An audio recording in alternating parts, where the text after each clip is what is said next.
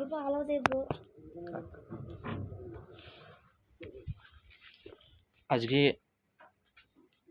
আমি তোমাচ্ছি আবহমান লিখেছেন আধুনিক কবি নীরেন্দ্রনাথ চক্রবর্তী। নীরেন্দ্রনাথ চক্রবর্তীর কবিতাগুলোতে একটা বাস্তবতার ছোঁয়া খুঁজে পাওয়া যায়। নীরেন্দ্রনাথ চক্রবর্তী বিজ্ঞাপন নিয়ে লিখতে গিয়ে 2 লাইন লিখে ফেলেছিলেন, একলা হয়ে দাঁড়িয়ে আছি তোমার জন্য গলির কোণে, ভাবি আমার মুখ দেখাবো, মুখ ঢেকে যায় বিজ্ঞাপনে। অর্থাৎ চারিদিকে এত বিজ্ঞাপনের রমরমা হয়েছে যে বিজ্ঞাপনের জন্য মানুষের মুখই দেখা যায় না, এরকম কবি বোঝাতে চেয়েছেন। আমরা নীরেন্দ্রনাথ চক্রবর্তীর আরেকটা কবিতা উলঙ্গ রাজা কবিতায় আমরা তার বাস্তব ধর্মিতার পরিচয় পেয়েছি। সবাই দেখছে যে রাজা উলঙ্গ, তবু সবাই হাততালি দিচ্ছে, সবাই চেঁচিয়ে বলছে সাবাস সাবাস। তাহলে এই যে কবিতাটা, এটা কিন্তু বর্তমানের নেতাদের বাস্তবতাকে তুলে ধরেছে, রাজনৈতিক নেতাদের।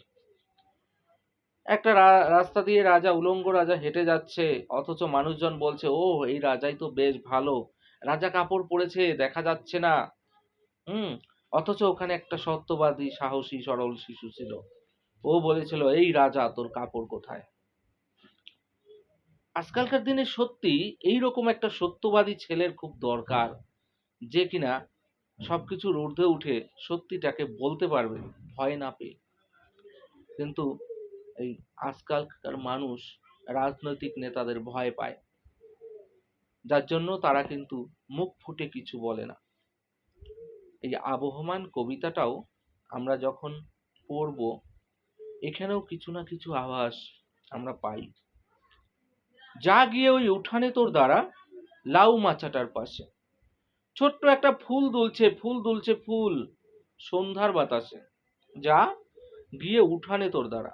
উঠান মানে হচ্ছে বাড়ির আঙিনা, বাড়িতে যেখানে বাড়ির ঘরগুলো থাকে তার মাঝে যে ফাঁকা জায়গাটা থাকে তার সামনে, তাকে উঠোন বলা হয়। কবি কোনো একজনকে বলেছেন যে যা তোর উঠোনে গিয়ে দাঁড়া লাউ মাচাটার পাশে। লাউ মাচা আমরা সবাই দেখেছি। লাউ মাচা সাধারণত বাড়ির আশেপাশে বানানো হয়। কেমন দেখতে হয়? অনেকটা মানে যেখানে কিছু কাঠ খড়কুটো ইত্যাদি দিয়ে বানানো হয়, বাঁশ টাস দিয়ে, যাতে লাউ গাছগুলো ওটা দিয়ে লতা পাতা বেয়ে উপরে উঠতে পারে এবং লাউগুলো ওখানে ঝুলে ঝুলে থাকতে পারে, এবং যেটা বানানো হয় সেটাকে লাউ মাচা বলা হয় ভালো ভাষায়। তো ছোট্ট একটা ফুল দুলছে ফুল সন্ধ্যার বাতাসে, ওখানে একটা ফুল দুলছে, সম্ভবত লাউ ফুলই হবে। ফুল দুলছে ফুল সন্ধ্যার বাতাসে।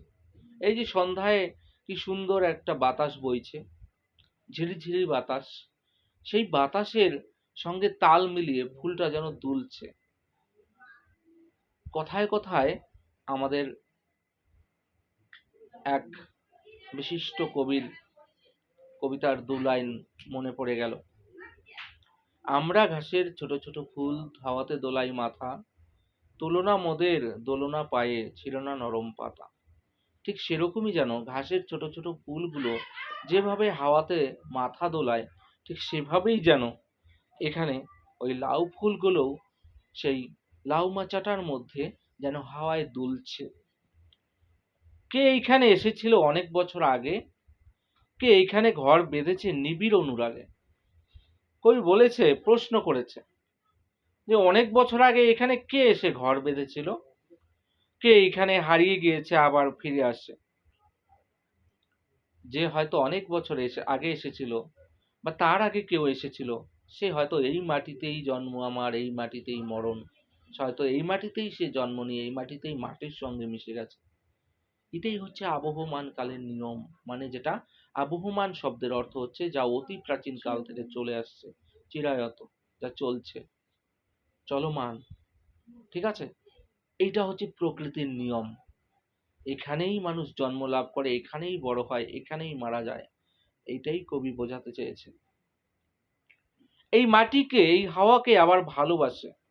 বলছে কি কেউ আবার এখানে ফিরেও এসেছে এই মাতৃভূমিকে, এই মাটিকে, এই হাওয়াকে ভালোবেসে। আমরা যুগে যুগে দেখেছি বিদেশ থেকে অনেক বিদেশী আমাদের দেশে এসে আমাদের দেশকে ভালোবেসে থেকে গিয়েছিলেন। মুঘলরা এসেছিলেন, পাঠানরা এসেছিলেন, ইংরেজরা এসেছিলেন। কেউ ভালোবেসেছে, কেউ লুটপাট করেছে।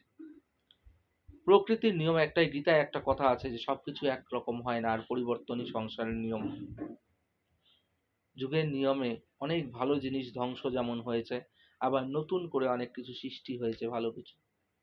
যেমন মোহাম্মদ বখতিয়ার খলজি কি করেছিলেন, বাংলা যখন আক্রমণ করেন, বাংলা বিহার যখন তিনি আক্রমণ করেছিলেন, নালন্দা বিশ্ববিদ্যালয়কে আগুন দিয়ে জ্বালিয়ে দিয়েছিলেন। সেই আগুন 3 মাস ধরে জ্বলেছিল। নালন্দা বিশ্ববিদ্যালয় ছিল পৃথিবীর অন্যতম সেরা বিশ্ববিদ্যালয়। ভারতবর্ষের মধ্যে বুকে প্রাচীন ভারতবর্ষের একটা শিক্ষা দীক্ষায় প্রচুর নাম ছিল। আমরা ধন্বন্তরীর নাম জানি, সুশ্রুত নামে একজন বিজ্ঞানীর নাম জানি, যিনি কিনা প্রথম প্লাস্টিক সার্জারি করেছিলেন, সুশ্রুত নামে একজন ভারতীয় বিজ্ঞানী। কণাদের নাম জানি, আর্যভট্ট যিনি শূন্য আবিষ্কার করেছিলেন, বরাহমিহির নামে একজন বিজ্ঞানীর নাম জানি। এইসব প্রাচীন বিজ্ঞানীগুলো তারা ভারতের সৃষ্টি, অমর সৃষ্টি ছিল। ভারতবর্ষ অতি প্রাচীন কাল থেকেই উন্নত ছিল, কিন্তু ধ্বংস হয়ে গেছে বৈদেশিক শক্তির আক্রমণে। আবার আমরা ভালো কিছুও পেয়েছি। ইংরেজরা যেমন আমাদের মাটিতে রক্ত ঝরিয়ে দিয়েছে, ঠিক সেরকম ইংরেজরা আমাদের ভালো কিছু কিছু উপহার দিয়েছে। লর্ড ডালহৌসি 1853 সালে রেল ব্যবস্থা চালু করেন, যেটা কিনা ভারতের রেল ব্যবস্থা আজ পৃথিবীর মধ্যে অন্যতম বৃহত্তম রেল ব্যবস্থা। তাই এই আবহমান কালের এটাই নিয়ম, ভাঙা গড়ার নিয়ম।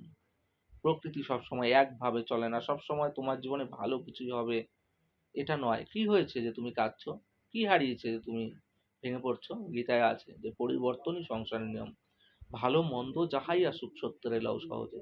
কবিগুরুও আমাদের বিশিষ্ট আধ্যাত্মিক কবি রবীন্দ্রনাথ ঠাকুর বলে গিয়েছেন যে মনেরে আজ কহ যে ভালো মন্দ যাহাই আসুক সত্যের এলাও সহজে। এটাই আবহমান কালের নিয়ম। মানধাতারই আমল হতে চলে আসছে এমনি রকম, তোমারই কি এমন ভাগ্য বাঁচিয়ে যাবে সকল জখম। মনেরে তাই কহ যে ভালো মন্দ যাহাই আসুক সত্যের এলাও সহজে। ফুরোয় না তার কিছুই ফুরোয় না, নোটে গাছটা বুড়িয়ে ওঠে কিন্তু মুড়োয় না। এই লাস্টের লাইনটা খুব দামি, আর তার আগের লাইনটা ওটা আরো বেশি দামি। কি বলেছে? ফুরোয় না তার কিছুই ফুরোয় না।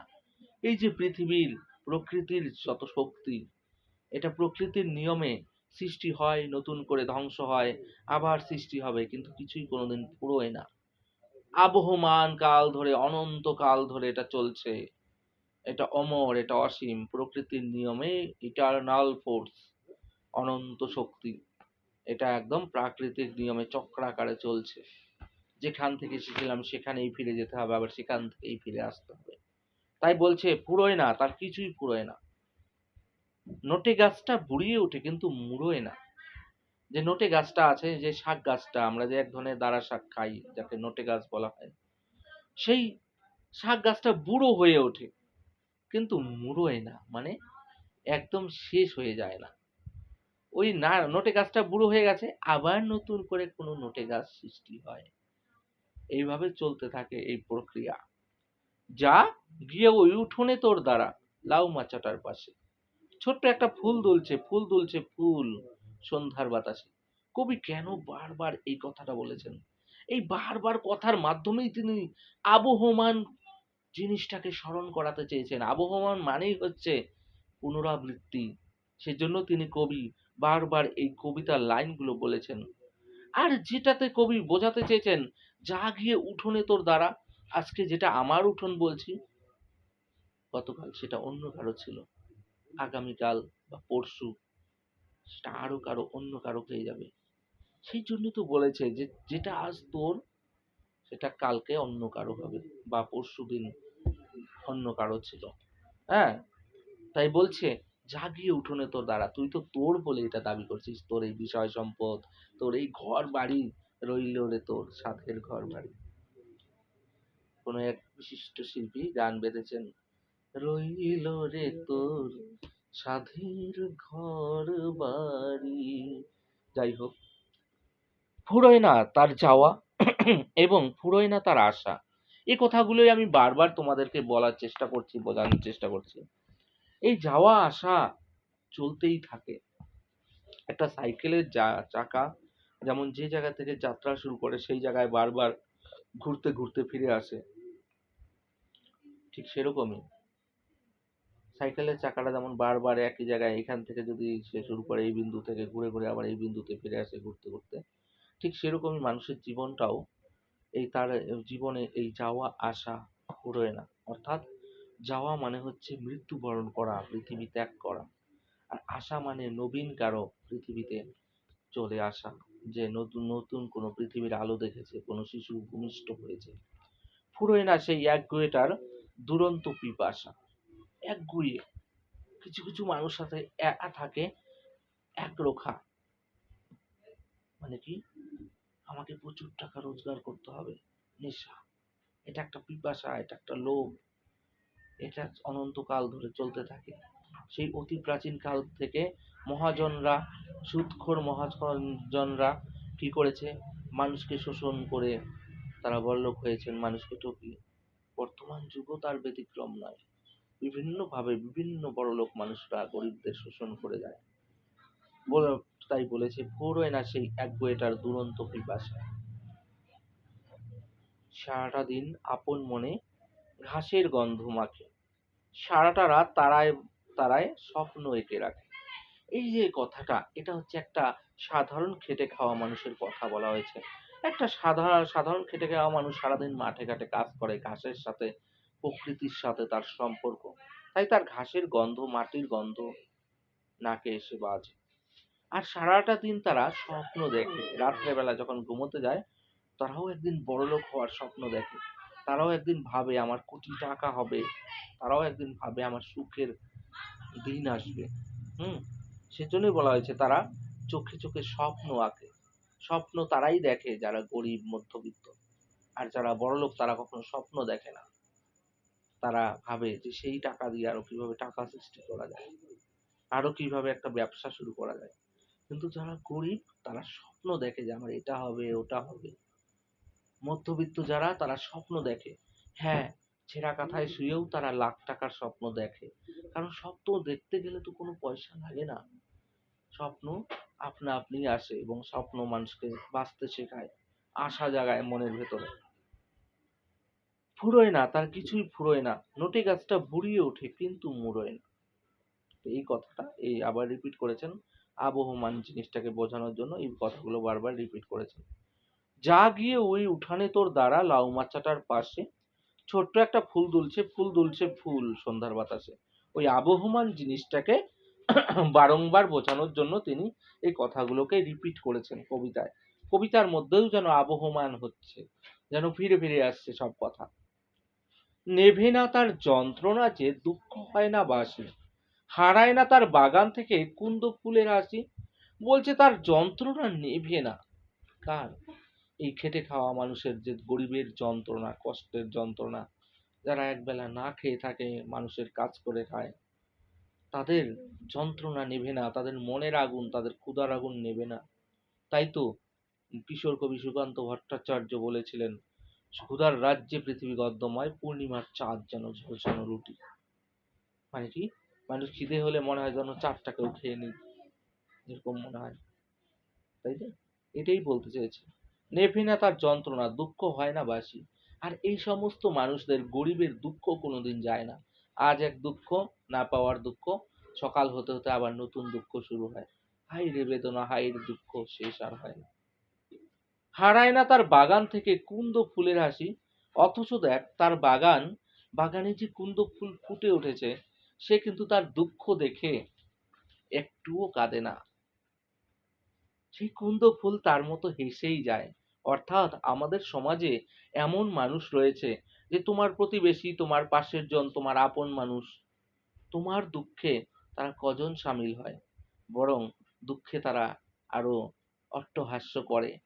হ্যাঁ, বরং তারা আর আনন্দ পায় যে ওর আজকে দুঃখের দিন, আজকে আমার হাসির দিন। মানুষ কিন্তু এরকমই করে, তাই না? তাই বাস্তব আছে কি না কথাগুলোর মধ্যে? এই কুন্দ ফুল হচ্ছে আমাদের আশেপাশের লোক, যারা আমাদেরকে দেখে হিংসায় চলে, যারা আমাদের ভালো চায় না, আমাদের দুঃখ তাদের ভালো লাগে না, ওরা একটা মজা হিসেবে নেয়।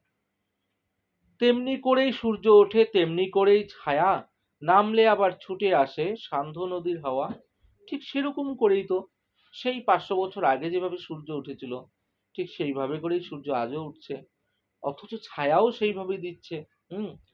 আবার নামলে আবার ছুটে আসে সান্ধ্য নদীর হাওয়া। আবার সন্ধ্যাবেলা যদি নদীর পাড়ে, জলঢাকা নদীর পাড়ে ঘুরতে যাও, কুমলাই নদীর পাড়ে ঘুরতে যাও, কি সুন্দর ফুরফুরে হাওয়া বয়।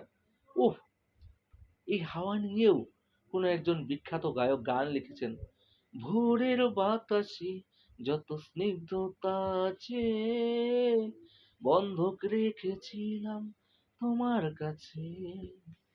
দেখবি ভোরবেলার হাওয়া খুব মিষ্টি লাগে, সেরকম নদীর হাওয়া আরো মিষ্টি লাগে। তাই বলে এই যে তোমার এত দুঃখ বলে প্রকৃতি কিন্তু তোমাকে দেওয়া বন্ধ করে না, দুহাত ভরে সবাইকে দেয়। আজকে ক্লাসে যে ফার্স্ট বয় তাকেও যতখানি পরিমাণে অক্সিজেন দেয়, ক্লাসের যে লাস্ট বয় তাকেও প্রকৃতি সমানভাবে অক্সিজেন দেয়, তাই না? যে ধনী সে যতটা অক্সিজেন পায় বেঁচে থাকার জন্য, যে গরিব সেও ততটা পায়। তাই প্রকৃতি হচ্ছে আমাদের কাছে মা। এই প্রকৃতি মা আমাদের কাছে সমান, প্রত্যেকের কাছে সমান। ফুরোয় না, তার কিছুই ফুরোয় না, নোটে গাছটা বুড়িয়ে ওঠে কিন্তু মুড়োয় না। বলছে তুমি যদি চাও, তুমি তোমার জীবনটাকে পরিবর্তন করতে পারো। তুমি তোমার জীবনটাকে পরিবর্তন করতে পারো।